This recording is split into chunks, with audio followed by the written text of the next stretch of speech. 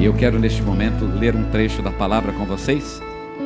Eu quero ler Jeremias capítulo 2, um texto que lemos aqui na quarta-feira, e eu quero compartilhá-lo novamente com vocês, e algumas verdades. Nós na quarta-feira falamos sobre a figura da noiva, que é muito interessante nesse texto, mas hoje eu quero falar sobre o versículo 5, mas eu quero ler desde o primeiro verso, para que a gente possa entender bem esse texto. Jeremias capítulo 2, começando do versículo 1.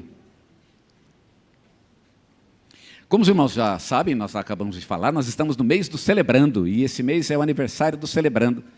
E nós estamos neste mês, então, falando sobre os temas que têm a ver com o Celebrando, temas interiores, da nossa vida interior. É por isso que o nosso tema, ele tem a palavra Celebrando, porque é o aniversário do Celebrando, e ele é relacionado com a nossa unidade interior, porque o tema do ano é a unidade.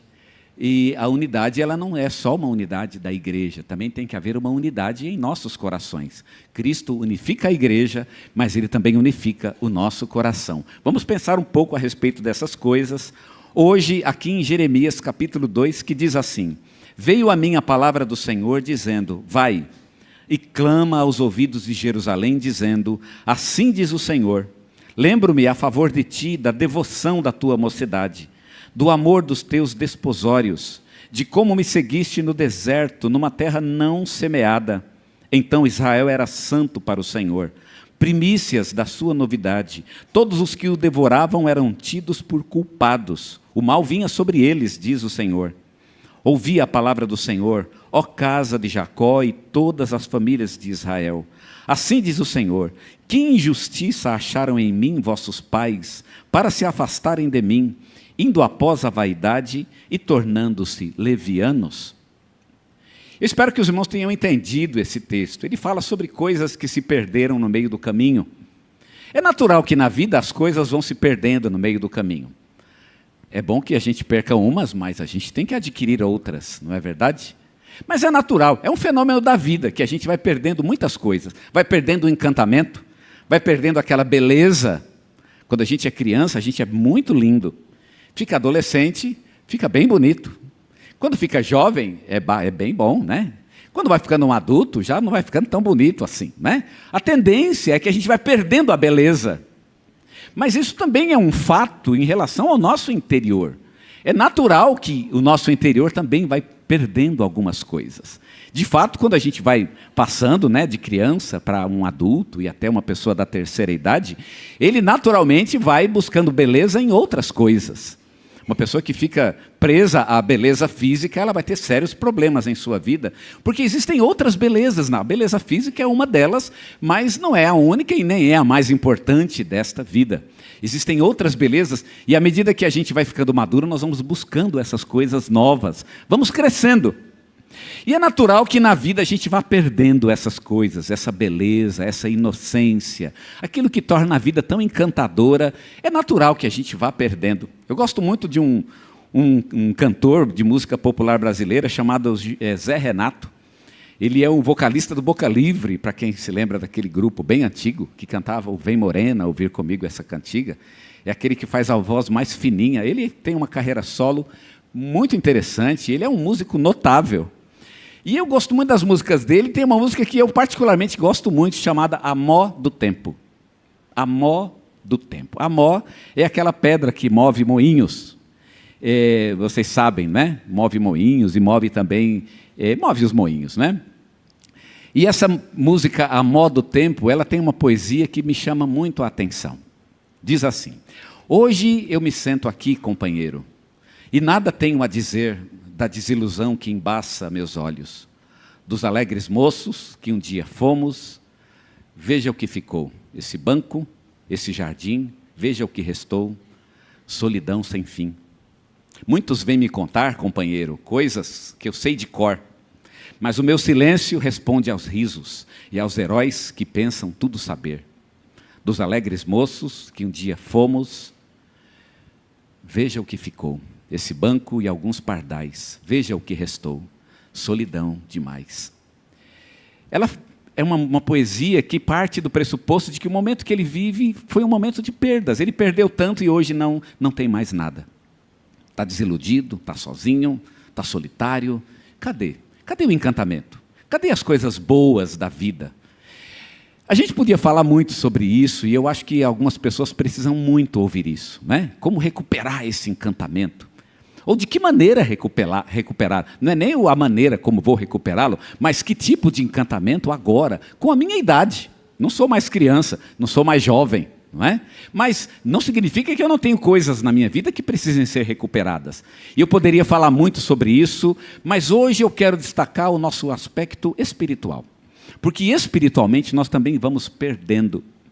A gente começa bem com Deus, tem alegria, tem sonho, tem plano. A gente é inocente, é ingênuo até, como uma noiva. E nós falamos sobre a noiva aqui na quarta-feira, não é? Que está do versículo 2. Mas nós vamos perdendo, a gente vai ficando esperto. E à medida que vai ficando mais esperto, a gente também vai perdendo algumas coisas que tornam a nossa vida com Deus tão bonita. E chega um momento que a gente percebe que não há mais beleza no relacionamento com Deus. Nesse texto que nós acabamos de ler, Deus está com saudade da beleza. Cadê a beleza do relacionamento? Cadê aquela coisa bonita? É por isso que Deus está com saudade do tempo que Israel era noiva. Noiva no deserto. Noiva no deserto. Ele compara aqui o Israel no deserto, quando saiu do Egito, a uma noiva. E ele está com saudade. Eu lembro quando você era uma noiva e você me seguia no deserto. Não tinha nada. Pobrezinha, coitada, não é? Pobrezinha andando lá comigo, tal, não tinha esperança, era uma terra que não semeava, era uma terra de covas, você vivia na sombra da morte, mas você estava comigo, eu sentia o teu amor, a gente era feliz e agora a gente não é mais. Deus está reclamando disso, de um tempo em que foi melhor para Ele. Não sei se está melhor para você, mas Deus está achando que nesse tempo era melhor para Ele. Nesse tempo havia mais intimidade. Havia uma ingenuidade bonita no relacionamento com Deus. O que aconteceu? Eu queria pensar com vocês nesse texto e me perguntar o que aconteceu. O que aconteceu de fato está aqui no versículo 5, na verdade, aonde ele escreve: assim diz o Senhor, que injustiça acharam em mim vossos pais, para se afastarem de mim, indo após a vaidade e buscando a inutilidade. O que foi que aconteceu exatamente? A primeira coisa que eu quero destacar aqui, e isso é muito importante, que não foi de uma hora para outra. O povo de Israel foi perdendo com o tempo. Parece que à medida que os anos foram passando, eles entraram na terra prometida, e aí lá eles constituíram um rei, ali eles constituíram uma sociedade, ganharam dinheiro, prosperaram, fizeram comércio, construíram cidades, construíram suas casas e montaram uma economia forte e sólida, e agora tinham tudo. Mas não tinham mais o Senhor. Deus está com saudade do deserto. O deserto era ruim, mas a gente era mais feliz. E uma coisa que a gente tem que deixar bem claro então, é que isso não foi de uma hora para outra. Isso só foi acontecendo aos poucos. Israel foi se perdendo aos poucos. Foi um passo de cada vez. E quando abriu os olhos de repente, Israel estava completamente preso em uma vida fora de Deus, preso sem Deus, em uma vida sem Deus. Mais ou menos como aconteceu com aquele Gulliver, não sei se vocês se lembram do Gulliver. Quando eu era menino eu lia muito esses clássicos, que eram chamados clássicos juvenis, não é?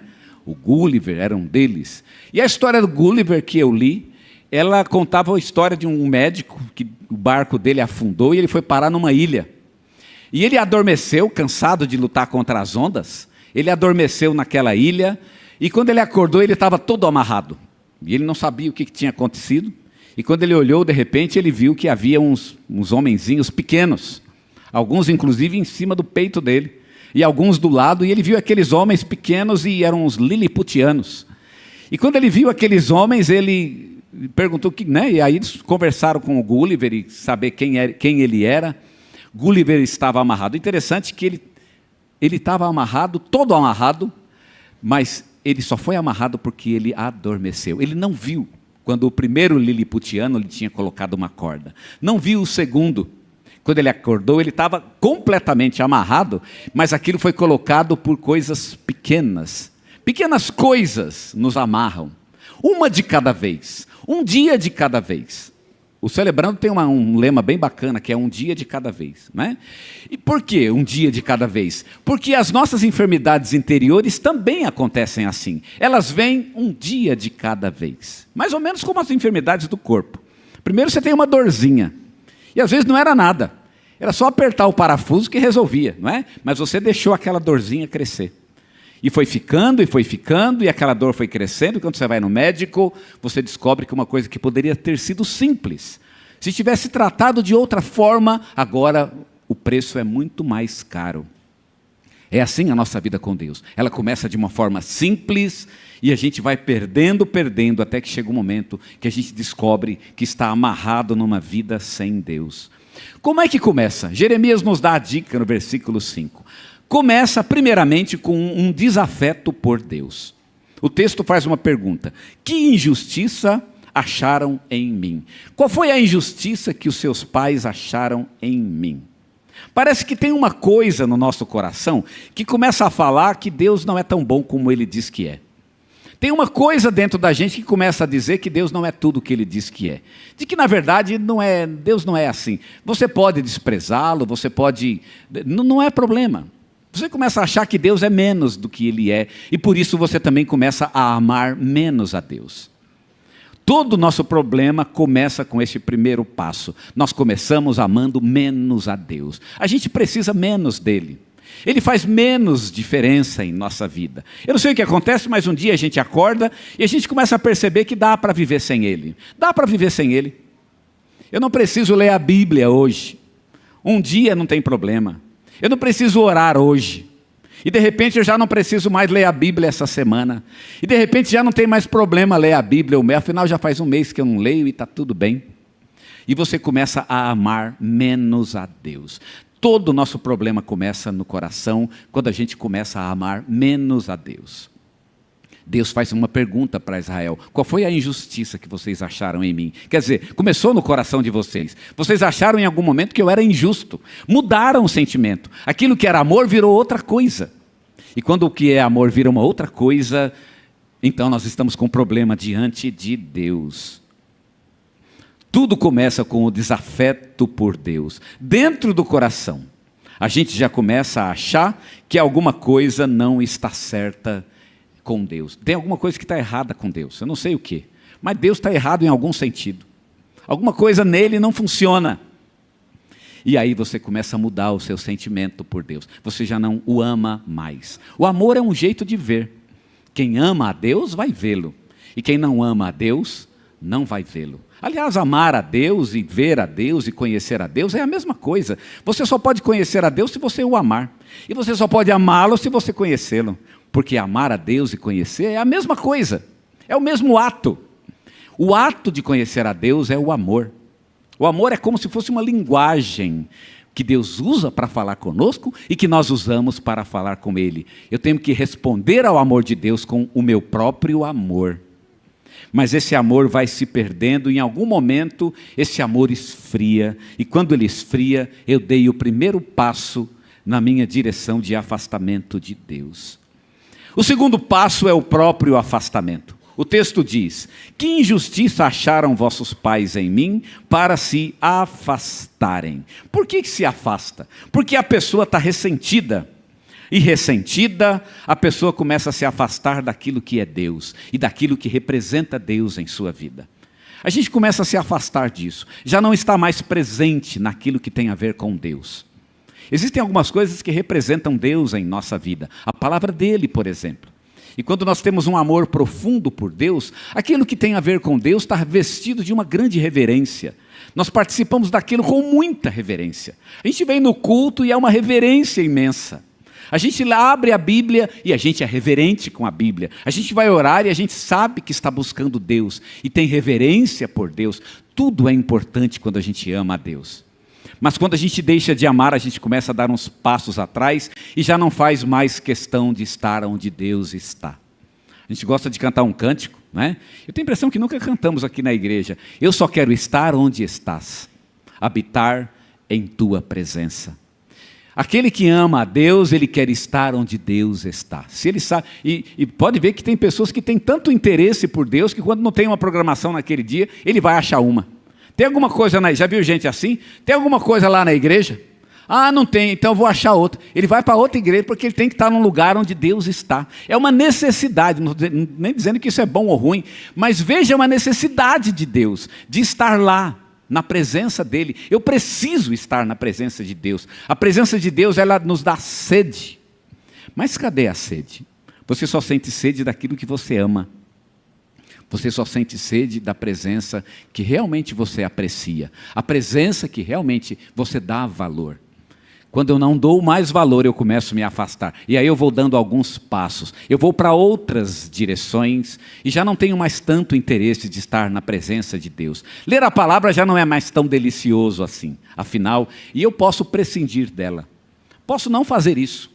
E começa a ser normal, fazer outras coisas, ao invés de buscar aquilo que representa Deus em nossa própria vida. E esse é o segundo passo, é o afastamento. E por que nos afastamos? Porque, de certo modo, estamos ressentidos com Deus. Ressentidos. A leitura da Bíblia, a oração, a comunhão, a gente se afasta disso porque há um certo ressentimento em nossa parte. É como se Deus não tivesse cumprido a parte dele, então eu também não vou cumprir a minha, e por isso a gente começa a se afastar. E passo a passo, um de cada vez, nós vamos nos distanciando de Deus. Pode ver que quando a gente quer Deus, a primeira coisa que a gente faz é buscar as coisas que nós sabemos que representam Deus. Às vezes a pessoa faz até a coisa errada. Ah, eu vou na igreja. Bom, vir na igreja é muito bom. E quando a pessoa vem na igreja, o que significa isso? Significa que ele quer buscar Deus.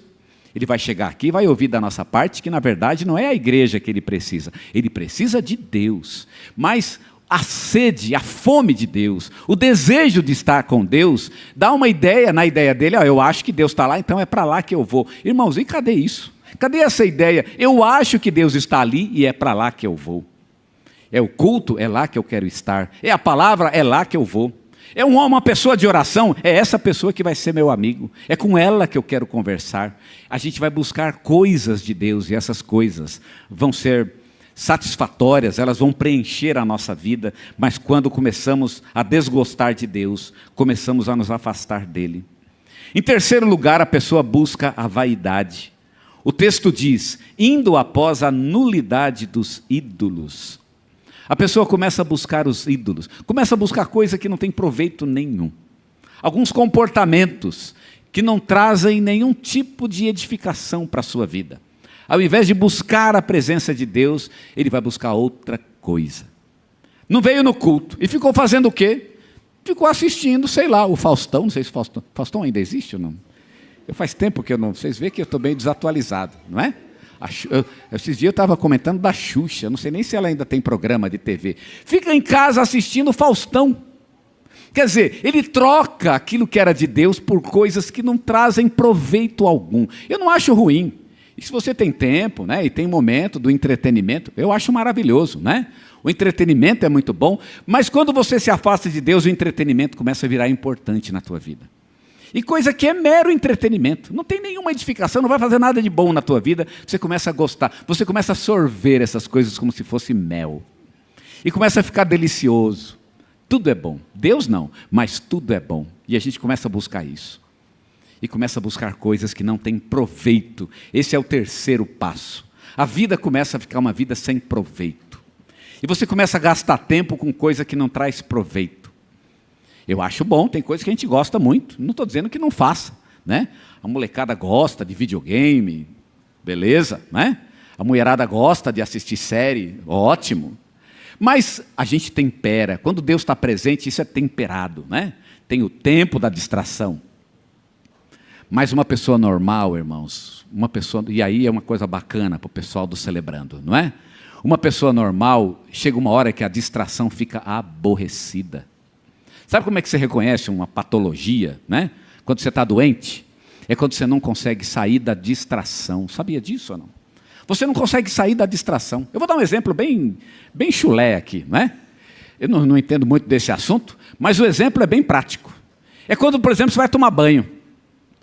Você se reconhece uma pessoa que está com um problema sério e precisa realmente fazer alguma coisa, precisa buscar ajuda. É quando você entra no banho, por exemplo, e não consegue sair dele. Já viu gente assim? Ele entra no banho e não consegue sair. Uma pessoa normal, ele entra no banho, ele toma banho há algum tempo e está gostoso, está friozinho, né? Aquele chuveiro quentinho. Mas uma pessoa normal, no momento ele se aborrece daquilo. O banho cansa. E também ele tem mais o que fazer, tem que lavar louça, tem que ler um livro, eu tenho que sair, tem que ver um amigo. E aqui ele tem vontade de sair do banho para fazer outra coisa que ele considera mais importante. Pois é, uma pessoa que está com problema não consegue sair do banho. É só um exemplo. Às vezes vai tirar um cochilo. E ele deita e levantar é uma dificuldade. Às vezes ele vai fazer um hábito na sua vida, jogar um videogame ou assistir televisão, e ele começa e não consegue sair daquele comportamento. O comportamento infrutífero, ele tem o seu lugar, ele é bom, ele vale como uma distração, tem o seu propósito, mas uma pessoa normal, em algum momento ele se aborrece. Ele se aborrece exatamente da inutilidade desse momento. Eu estou sendo totalmente inútil aqui. E aí ele quer fazer alguma coisa realmente proveitosa da sua vida. Ele quer voltar para a vida proveitosa. Tem gente que vai de férias e volta deprimido. Eu queria ficar lá o resto da vida. Uma pessoa normal, eu tenho que voltar, eu tenho meus interesses, meu negócio, meu trabalho, eu tenho projetos que eu deixei, eu não vejo a hora de retomá-los, não é verdade? Uma pessoa normal vai pensar assim. Mas muitos não conseguem sair dessa vida, sabe o que é isso? Afastamento de Deus, falta de Deus. Porque nós nos afastamos daquilo que era proveitoso para nós. E aí a pessoa começa a gastar tempo com comportamentos que não trazem proveito nenhum. Cuidado com comportamentos que não trazem proveito nenhum. Uma dica, né, que eu gostava muito de dar essa dica para o pessoal do Celebrando lá na outra igreja, é de que fuja da cama. Gente, foge da cama. A cama ela é boa para dormir à noite, né? Mas fora disso, ela não tem grandes proveitos em nossa vida. Foge da cama. Sabe por quê? Porque você pode entrar numa vida que não tem proveito nenhum.